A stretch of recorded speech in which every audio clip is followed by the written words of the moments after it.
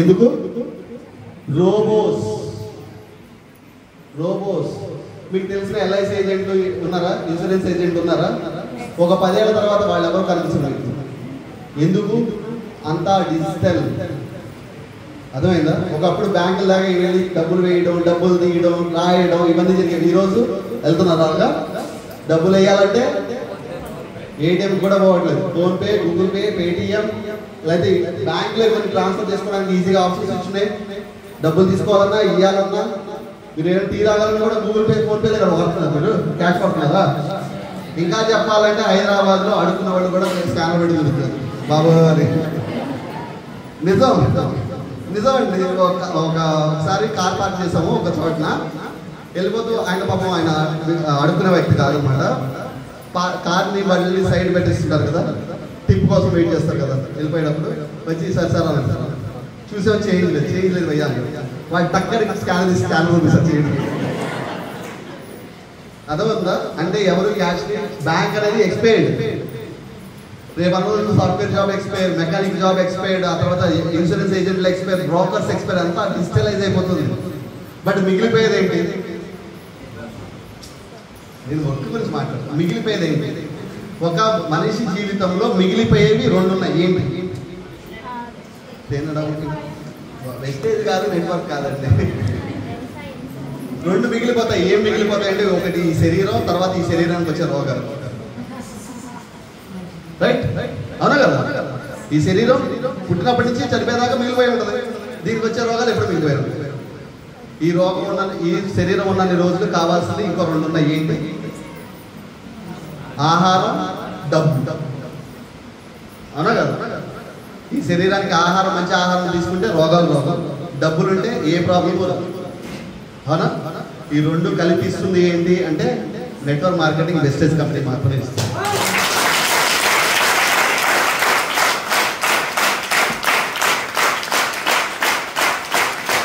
So ఇప్పుడు ఎవరికైనా doubt ఉందా? నెట్వర్క్ ఎందుకు చేయాలి, బిజినెస్ ఎందుకు చేయాలని ఉందా? ఎవరికైనా డౌట్?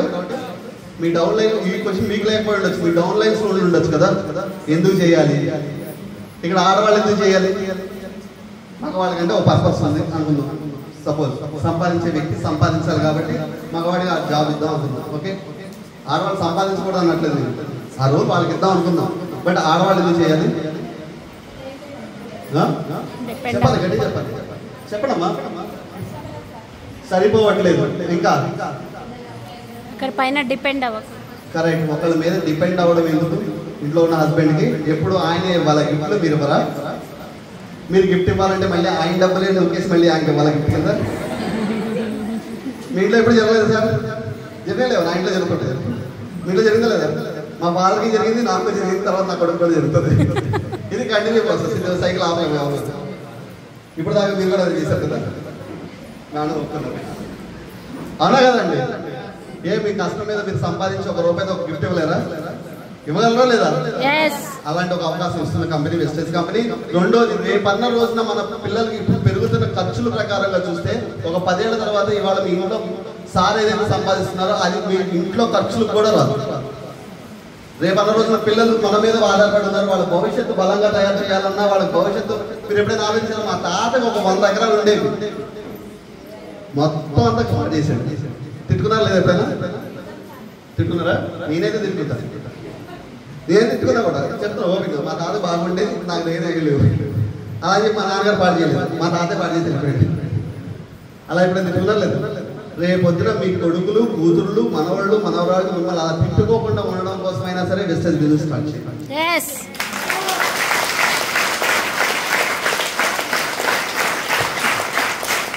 బట్ ఆడవాళ్ళతో మగవాళ్ళతో పోలిస్తే ఆడవాళ్ళకు వచ్చే ప్రాబ్లమ్స్ ఎక్కువ.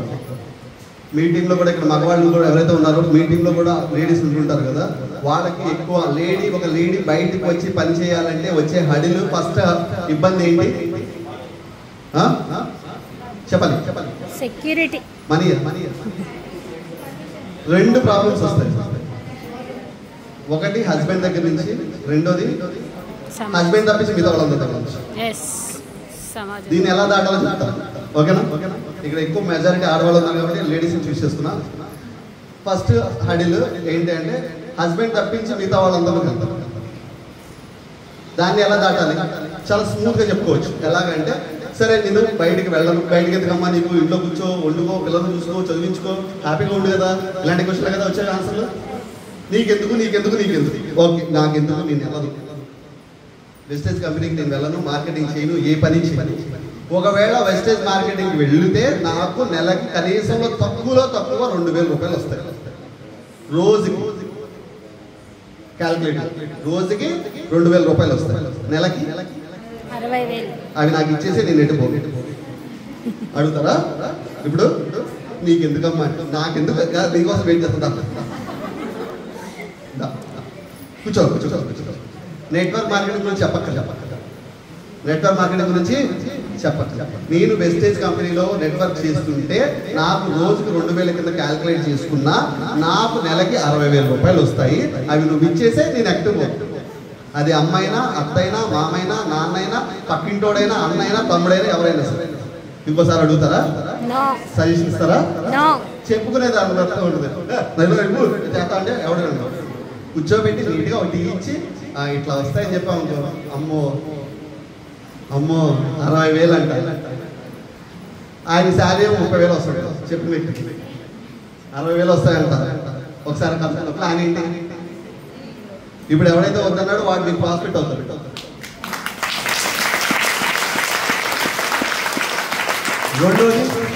రెండో ప్రాబ్లం, రెండో అతిపెద్ద ప్రాబ్లం హస్బెండ్. అవునా కదా? రెండో అతిపెద్ద ప్రాబ్లం హస్బెండ్ ఎలా కన్విన్స్ చేయాలి? మీరు వర్క్ స్టార్ట్ చేయండి, ఎంతో కొంత సేవ్ చేయండి, ఏదో ఒక ఆయన బర్త్డేకో పండగకో తీసి ఒక చిన్న గిఫ్ట్ ఇవ్వండి. వచ్చిన డబ్బులు వచ్చినట్టు జేబులోనో పర్సుల్లోనో పెట్టుకోవద్దు. ఒకసారి గిఫ్ట్ ఇస్తే ఇది ఎక్కడి నుంచి వచ్చింది ఆయనకి ఏం చెప్పాల్సిన అవసరం లేదు. సైలెంట్గా నెట్వర్క్ చేయండి. డబ్బులు వస్తాయి, ఆ డబ్బులతో కనుక్కొని ఒక సర్ప్రైజ్ చేయండి. ఎక్కడి నుంచి వచ్చినాయి అంటే, చిన్న వర్క్ చేశాను, నెట్వర్క్లో వచ్చినాయి, ఇది నీకే ఫస్ట్ గిఫ్ట్. నా ఫస్ట్ మగవాళ్ళు ఎప్పుడైనా ఫస్ట్ శాలరీ రాగానే ఎవరికి ఇస్తారు తెలుసా? అమ్మకి ఇస్తారు, నాన్నకి. తర్వాత నుంచి మనము నాన్న ఇద్దరు ఖర్చు పెట్టుకుంటాం. అమ్మకి ఇచ్చింది కూడా మనం ఖర్చు పెట్టుకుంటాం. ఏదో మొక్కుబడికి ఇస్తాం. అమ్మ ఇదిగో ఫస్ట్ శాలరీ, సంతోషం. మళ్ళీ సాయంత్రం తీసేసుకుంటాం మొత్తం డబ్బులు. మీ ఇంట్లో జరిగిన ఎప్పుడైనా ఎట్లాగా మనం మీరు చేశారు లేదు సార్? ఎట్లేదు, నేనైతే చేశాను. నా ఫస్ట్ శాలరీ వచ్చినప్పుడు 8,000 వచ్చినప్పుడు అమ్మ 8,000 రూపాయలు వచ్చినాయి చెప్పి తీసుకున్నా. సాయంత్రం పార్టీ వాళ్ళు ఫ్రెండ్స్ అని చెప్పేసి మొత్తం మళ్ళీ 8,000 వస్తుంది, ఇంకో 2,000 కలిపి 10,000 రూపాయలు తీసుకుని బయటికి వెళ్ళాలి. అదేనా? అమ్మ ఇచ్చింది, 10,000 ఇచ్చింది, మళ్ళీ వద్దనలేదు. అదేనా? బట్ హస్బెండ్కి ఎప్పుడైనా మగవాడు నాకు గిఫ్ట్, మగవాడికి ఒక గిఫ్ట్ రావడం అనేది చాలా రేర్గా జరుగుతుంది. అవునా కదండి? మనకి ఇస్తారా ఎవరు గిఫ్ట్స్? ఒక మగవాడు కూడా గిఫ్ట్స్ ఇచ్చుకోవచ్చు. అదే ఒక వైఫ్ గిఫ్ట్ కింద ఇస్తుందంటే ఏదో ఒక చిన్నదే గిఫ్ట్ కింద ఇస్తే ఆయన ఎలా చూస్తాడు మిమ్మల్ని? వచ్చింది ఇలా నన్ను కొంచెం నాకు ఫ్రీడమ్ ఇచ్చాడు. ఒక 6 నెలలు మన ఇంట్లో ఫ్రిడ్జ్ వస్తుంది, లేదా ఒక టీవీ వస్తుంది. మీరు ట్రిప్పుల గురించి మాట్లాడద్దు, కార్ల గురించి మాట్లాడద్దు. ఫస్ట్లో ఆయన మీరు ఫస్ట్ ఎప్పుడైతే కారు గురించి, ఇల్లు గురించి, టూర్ గురించి మాట్లాడతారో నమ్మడు. ఖచ్చితంగా నమ్మడు. ఎలా వస్తాయి, ఎందుకు వస్తాయి, ఈ కంపెనీలో ఇలాంటి గోల్డ్ ఉన్నాయి, ఇలాంటివన్నీ మిమ్మల్ని కన్విన్స్ చేయడానికి ఆపుతున్నా. ఒక్క 6 నెలల టైం ఇయ్యి, నీకు మన ఇంట్లో కొత్త ఫ్రిడ్జో, కొత్త టీవీయో, కొత్త వాషింగ్ మిషనో, లేదా నీకు ఒక కొత్త బండో కొనిపెట్టి ఇచ్చే, లేకపోతే ఈఎంఐలోనే కొని ఇచ్చే బాధ్యత నేను తీసుకుంటాను. ఇచ్చి చూస్తావా ఛాన్స్ అని మీరు రిక్వెస్ట్గా పెడితే ఒక మగవాడికి ఎలా ఉంటుందంటే, మీరు ఏదైనా డిమాండ్గా చెప్తే ఈగో హట్ అయిపోతుంది. అదే మీరు రిక్వెస్ట్గా పెట్టి ఒకసారి ఛాన్స్ ఇచ్చి చూస్తావా అంటే ఇల్లు ఆల్రెడీ గిఫ్ట్ ఇచ్చి కూల్ చేశారు, రిక్వెస్ట్ చేసి ఇంకా కూల్ చేస్తారు. ఇప్పుడు ఖచ్చితంగా నోరుకు సేవాలి. అలా కాకుండా మీరు రెగ్యులర్ వేలో నేను చెప్పేదే విను, నా మాట శాసనం అన్నారనుకోండి, ఖచ్చితంగా వీళ్ళ ఇంట్లో ఎలా చెప్తారు కదా సార్? నా మాటే శాసనం. మీ ఇంట్లో చెప్పలేదు ఎప్పుడు? ఎలా ఉంటుంది సార్ ఇంట్లో హస్బెండ్ అండ్ వైఫ్ కన్వర్జేషన్? ఇద్దరు కలిసి హస్బెండ్ అండ్ ఒక వైఫ్ ఒక ఇంపార్టెంట్ పని మీద గొడవ